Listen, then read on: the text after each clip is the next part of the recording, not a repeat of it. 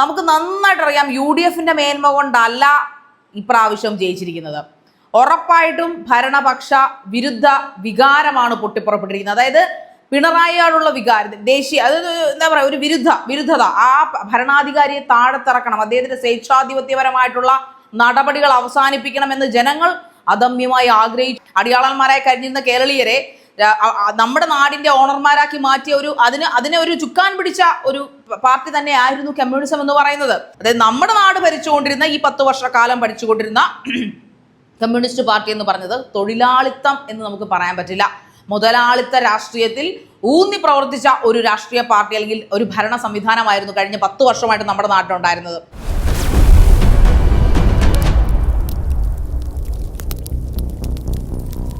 The reality by ഷാരികയുടെ the reality reacts എന്ന പുതിയൊരു സെഗ്മെന്റിലേക്ക് ഏവർക്കും സ്വാഗതം. ഇന്ന് ഞാൻ റിയാക്ട് ചെയ്യാൻ പോകുന്ന ഉറപ്പായിട്ടും എന്തിനെ കുറിച്ചായിരിക്കും?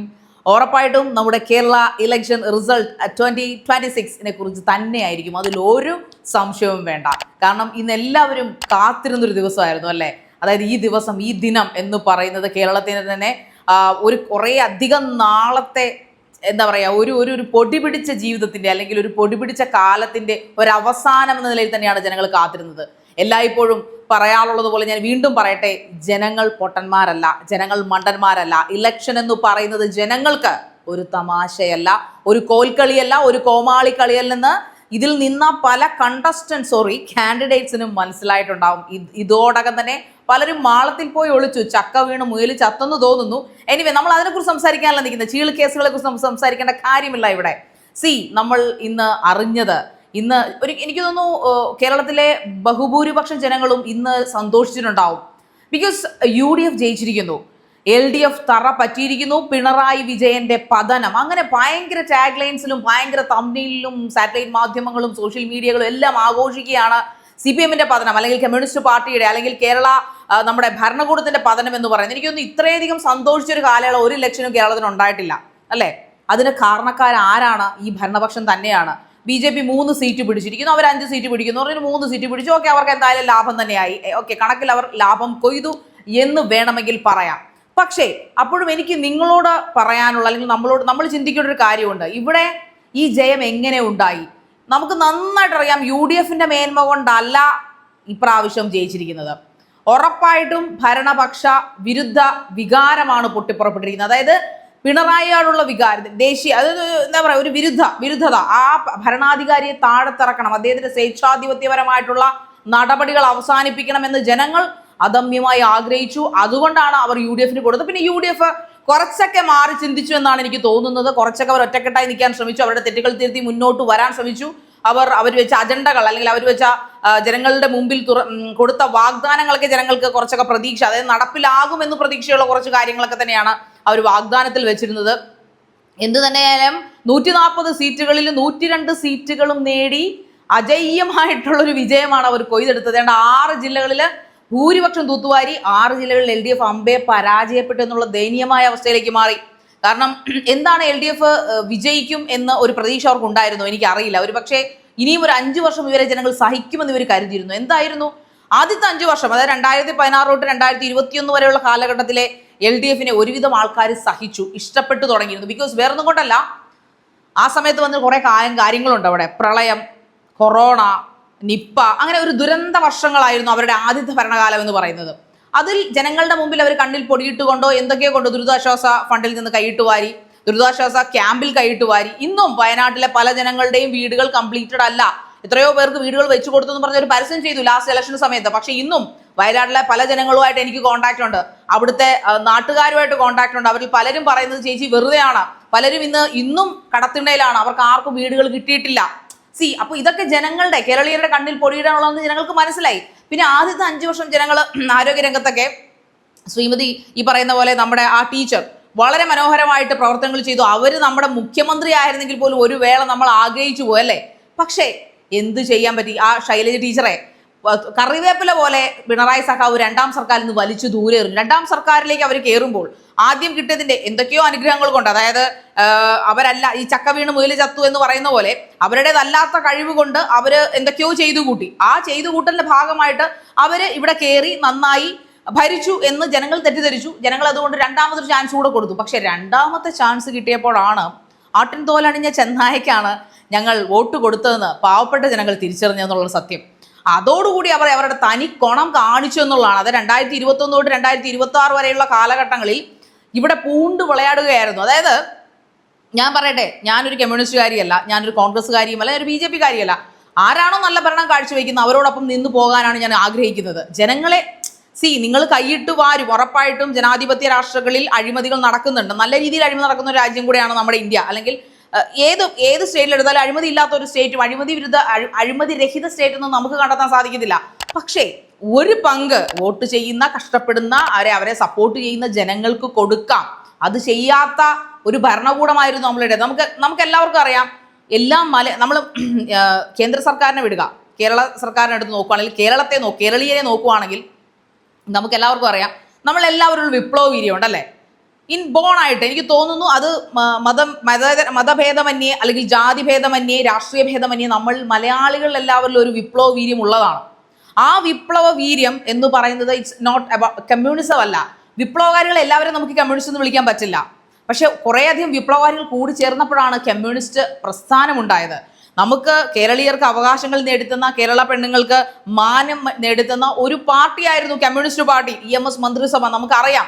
അടിയാളന്മാരായി കഴിഞ്ഞിരുന്ന കേരളീയരെ നമ്മുടെ നാടിന്റെ ഓണർമാരാക്കി മാറ്റിയ അതിനെ ഒരു ചുക്കാൻ പിടിച്ച ഒരു പാർട്ടി തന്നെ ആയിരുന്നു കമ്മ്യൂണിസം എന്ന് പറയുന്നത്. സിരകളിൽ തീ തിളപ്പിച്ച, രക്തം തിളപ്പിച്ച ഒരു പാർട്ടി തന്നെ ആയിരുന്നു കമ്മ്യൂണിസം എന്ന് പറയുന്നത്. പക്ഷെ അത് അവർ മരിച്ചു. ആ രാഷ്ട്രീയ നേതാക്കന്മാരോ ആ പാർട്ടി നേതാക്കന്മാരോ ഒക്കെ മരിച്ചു, മണ്ണടിഞ്ഞു. അത് നമ്മുടെ ദുസ്വപ്നങ്ങളിൽ പോലും ഇനി ഉണ്ടാവാത്ത കാര്യമാണ്. പക്ഷെ ഇപ്പോൾ അതായത് നമ്മുടെ നാട് ഭരിച്ചുകൊണ്ടിരുന്ന ഈ 10 വർഷക്കാലം ഭരിച്ചുകൊണ്ടിരുന്ന കമ്മ്യൂണിസ്റ്റ് പാർട്ടി എന്ന് പറഞ്ഞത് തൊഴിലാളിത്തം എന്ന് നമുക്ക് പറയാൻ പറ്റില്ല. മുതലാളിത്ത രാഷ്ട്രീയത്തിൽ ഊന്നി പ്രവർത്തിച്ച ഒരു രാഷ്ട്രീയ പാർട്ടി അല്ലെങ്കിൽ ഒരു ഭരണ സംവിധാനമായിരുന്നു കഴിഞ്ഞ 10 വർഷമായിട്ട് നമ്മുടെ നാട്ടിലുണ്ടായിരുന്നത്. ഇവരെ ക്യാപിറ്റലിസ്റ്റുകളെന്നേ നമുക്ക് വിളിക്കാൻ പറ്റത്തുള്ളൂ. ഒരിക്കലും അവരൊരു തൊഴിലാളി മന്ത്രിസഭ ആയിരുന്നില്ല എന്ന് എനിക്ക് പലവട്ടം തോന്നുന്നു. കാരണം തൊഴിലാളികൾക്ക് വേണ്ട ഒരു കാര്യങ്ങളും ചെയ്തു കൊടുക്കാത്ത ഒരു മന്ത്രിസഭയായിരുന്നു. Even NHM national health mission എന്ന് പറഞ്ഞൊരു പ്രസ്ഥാനം നിങ്ങൾക്ക് എല്ലാവർക്കും അറിയാം അല്ലേ. നമ്മുടെ ആരോഗ്യ രംഗത്ത് പ്രവർത്തിക്കുന്ന കോൺട്രാക്ട് ബേസിൽ ഒരുപാടധികം ജീവനക്കാർ NHM വർക്ക് ചെയ്യുന്നുണ്ട്. ഈ NHM വർക്ക് ചെയ്യുന്ന ജീവനക്കാരുടെ ലിസ്റ്റ് എടുക്കുകയാണെങ്കിൽ ഭൂരിഭാഗവും കമ്മ്യൂണിസ്റ്റ് പാർട്ടിയുടെ വാലുകളായിരിക്കും, CPM വാലുകളായിരിക്കും. അതെന്തുകൊണ്ടാണ്? കോൺഗ്രസിലും BJP-യിലും NDA-യിലും ഒക്കെ വിശ്വസിക്കുന്ന ഉദ്യോഗാർത്ഥികൾക്ക് അവരെ ക്വാളിഫിക്കേഷൻ നോക്കി അവിടെ ചാൻസസുകളില്ലേ? ഒരു വർഷമാണ് കോൺട്രാക്ട്. പക്ഷെ അവിടെ 5, 6, 7, 8, 10, 12 വരെ കോൺട്രാക്ട് ബേസിൽ നല്ല നല്ല ജോലി സ്ഥാനങ്ങളിൽ ശമ്പളം മേടിച്ച് ഉറങ്ങിയും ഉണ്ണാമാമന്മാരെ എനിക്ക് പേഴ്സണലി അറിയാം. NHM എന്ന് പറഞ്ഞ് എൻ്റെ ജില്ലകളിൽ ജീവിക്കുന്ന ആൾക്കാരെ എനിക്കറിയാം. പാർട്ടിയുടെ ബലത്തിൽ മാത്രം ആ കോൺട്രാക്ട് ബേസിൽ കയറി ഇരുന്ന് ഇറങ്ങുന്നവന്മാരെയും അവളുമാരെയും എനിക്കറിയാം. ഒരാൾക്ക് ഒരു വർഷത്തെ കോൺട്രാക്ട് കഴിഞ്ഞാൽ ആ കോൺട്രാക്ട് സ്റ്റോപ്പ് ചെയ്ത് അടുത്ത ആൾക്ക് കൊടുക്കണം. അതല്ലേ കാലാവധി കരാർ വ്യവസ്ഥ എന്ന് പറയുന്നത്. അത് ചെയ്യില്ല. അത് എന്തുകൊണ്ടാണ്? NHM വിതച്ചിരിക്കുന്ന സ്ഥലങ്ങൾ മുഴുവൻ ഞങ്ങളുടെ കുടുംബാവകാശമാണെന്നാണ് കഴിഞ്ഞ 10 വർഷമായിട്ട് ഈ പാർട്ടി പറഞ്ഞുകൊണ്ടിരിക്കുന്നത്. ഇപ്പൊ തന്നെ പിണറായി സഖാവ് ആരെങ്കിലും എന്തെങ്കിലും ചോദ്യം ചോദിച്ചാൽ, ഒരു സഹായത്തിന് ചെന്നാൽ കടക്കൂ പുറത്ത്, നീ നിന്റെ കുടുംബത്ത് പോയി ചോദിക്കൂ എന്നാണ് അദ്ദേഹം പറയുന്നത്. അങ്ങനെയൊക്കെ എങ്ങനെ നാവ് പൊങ്ങുന്നു? ബിക്കോസ് ഓഫ് എന്താണ്? ആ ഒരു മുതലാളിത്തം അദ്ദേഹത്തിന്റെ സിരകളിൽ വന്നുകൊണ്ടാണ്. അദ്ദേഹം മറന്നുപോയിരിക്കുന്നു ഞാനൊരു തൊഴിലാളി വർഗ പാർട്ടിയുടെ സഖാവായിരുന്നെന്നും അല്ലെങ്കിൽ അത് നയിച്ചിരുന്ന ഒരാളായിരുന്നുവെന്നും എപ്പോഴോ വർഷങ്ങൾക്ക് മുമ്പേ അദ്ദേഹവും അദ്ദേഹത്തിന്റെ അണികളും മറന്നുപോയിരിക്കുന്നു. അത് തന്നെയാണ് സംഭവിച്ചത്. അതാണ് ആ പാർട്ടിയുടെ പരാജയത്തിന്റെ കാരണമെന്ന് ഞാൻ പറയട്ടെ. UDF പൊതുവിൽ പറയാറുണ്ട്, വൈറ്റ് ആൻഡ് വൈറ്റ് ഇട്ട് ദേഹത്ത് അഴുക്ക് പറ്റാതിൽ എന്തുമായിക്കോട്ടെ. പക്ഷേ അവരിനി പ്രൂവ് ചെയ്യേണ്ടതാണ്. കാരണം ജനങ്ങളുടെ പ്രതീക്ഷ UDF-ൽ ഒരിക്കലും നഷ്ടപ്പെട്ടിരുന്നു. കാരണം വേറൊന്നും കൊണ്ടല്ല, ജനങ്ങളുടെ മുമ്പിൽ വെച്ച് തന്നെ സീറ്റിന് വേണ്ടി തമ്മിത്തല്ലിയ ഒരു രാഷ്ട്രീയ പാർട്ടിയാണ് കോൺഗ്രസ് എന്ന് പറയുന്നത്. ഉമ്മൻചാണ്ടി മരിച്ചതിന് ശേഷം എടുത്തു പറയപ്പെടുന്ന ഒരു നേതാവ് കോൺഗ്രസിനുണ്ടായിട്ടുണ്ടോ? കറ പുരളാത്ത ഒരു നേതാവ്, ഒരു ജനസമ്മതനായ മുഖ്യമന്ത്രിയായിരുന്നു ഉമ്മൻചാണ്ടി. അതായത് 24/7 മുഖ്യമന്ത്രി ഓഫീസ് തുറന്നു കിടന്നിട്ടുണ്ടെങ്കിൽ അത് മുൻ മുഖ്യമന്ത്രി ഉമ്മൻചാണ്ടിയുടെ മാത്രമായിരിക്കുമെന്ന് എനിക്ക് തോന്നുന്നു. അങ്ങനെയുള്ള ഒരു നേതാവ് ഇപ്പോൾ കോൺഗ്രസിനെ എടുത്തു പറയാനുണ്ടോ? ഇനി VD സതീശനോ രമേശ് ചെന്നിത്തലയോ അത് പ്രൂവ് ചെയ്യട്ടെ. ജനങ്ങൾക്ക് കൊടുത്ത വാഗ്ദാനങ്ങളും നിറവേറട്ടെ. അതാണ് ചെയ്യേണ്ടത്. അങ്ങനെയാണെങ്കിൽ നിങ്ങൾക്ക് കേരളത്തോട് കുറച്ചെങ്കിലും സ്നേഹം കാണിക്കൂ നിങ്ങൾ. കാരണം നിങ്ങൾക്കൊക്കെ സീറ്റുകൾ വീതിച്ചെടുക്കാം, ഒരു പ്രശ്നവും ഇല്ല. ഞങ്ങൾക്ക് ആർക്കും അതിലൊരു വിരോധവും ഇല്ല. പക്ഷെ ആ സീറ്റുകൾ എടുക്കുന്ന ആൾക്കാർ, ആ സീറ്റ്, ആ ഡിപ്പാർട്ട്മെന്റ് അല്ലെങ്കിൽ ആ വകുപ്പ് എന്താണോ ഒരു നാടിന് വേണ്ടി ചെയ്യേണ്ടത് അതിന്റെ ഒരു കാൽഭാവമെങ്കിലും ചെയ്തു തന്നിട്ട് വേണം ഈ ഭരണം കഴിഞ്ഞിറങ്ങി പോകാൻ എന്നൊരു അപേക്ഷ മാത്രമാണ് എനിക്ക് ഇനി വരാൻ പോകുന്ന ഭരണത്തോട് പറയാനുള്ളത്, അല്ലെങ്കിൽ ഭരണ പാർട്ടിയോട് പറയാനുള്ളത്.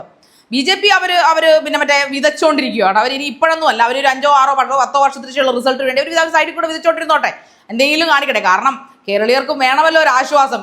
ഇനി ഈ പാർട്ടി എന്താണ് കാണിക്കാൻ പോകുന്നത് നമുക്ക് അറിഞ്ഞുകൂടാ. കഴിഞ്ഞ പാർട്ടി എന്ന് പറയുന്നത് ഈ 10 വർഷത്തെ ഇവരുടെ ഭരണം, അതായത് 130 കോടിയുടെ കണക്ക് മരുമകളുടെ അക്കൗണ്ടിലേക്കും മരുമകന്റെ അക്കൗണ്ടിലേക്കും മകളുടെ അക്കൗണ്ടിലേക്കും ഒക്കെ കോടികൾ ഒഴുക്കുക, കേരളയിൽ മറ്റേറയിൽ മറിച്ചറയിൽ എന്ന് പറഞ്ഞ അഴിമതിയോട് അഴിമതി. ഈ പറയപ്പെടുന്ന മാധ്യമപ്രവർത്തകർക്ക് അദ്ദേഹത്തോട് ഒരു വാക്കു ചോദിക്കാൻ പറ്റാത്ത അവസ്ഥ. എന്തിന് നിസാരം ഒരാള് ഒരു സ്വാഗത പ്രസംഗം ചൊല്ലിയാൽ സ്വാഗത പ്രസംഗം എനക്ക് വേണ്ട എന്നും പറഞ്ഞിറങ്ങി പോകുന്ന ധാർഷ്ട്യനായ മുഖ്യമന്ത്രി. ഇത് ഹിറ്റ്ലർ അല്ല ഹേ മിസ്റ്റർ പിണറായി. നിങ്ങൾ മനസ്സിലാക്കേണ്ട ഒരു കാര്യമുണ്ട്, നിങ്ങളുടെ ധാർഷ്ട്യം കാണിക്കാൻ നിങ്ങളുടെ വീടല്ല കേരളം എന്ന് പറയുന്നത്. ഇത് കേരളീയരുടെ നാടാണ്, കേരളമാണ്. ജനാധിപത്യത്തിന് അങ്ങനെ ഒരു ശരിയാണ്, ജനാധിപത്യത്തിന് ഇഷ്ടംപോലെ ആൾക്കാർ കൈയിട്ട് വരാം. ഒരുപാട് അഴിമതി കാണിക്കാനുള്ള ഒരുപാട് ലൂപ്പ് ഹോൾസ് ജനാധിപത്യത്തിനുണ്ട്.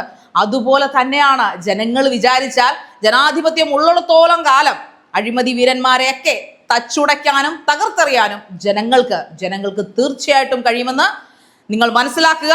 തകർന്നുടഞ്ഞ പാർട്ടിയും ഇനി കേറാൻ പോകുന്ന വാഴാൻ പോകുന്ന പാർട്ടിയും അത് മാത്രം മനസ്സിലാക്കുക, അത് മാത്രം മുന്നിൽ കണ്ടുകൊണ്ട് ഭരണത്തിൽ കയറുക. ജയ് ഹിന്ദ്.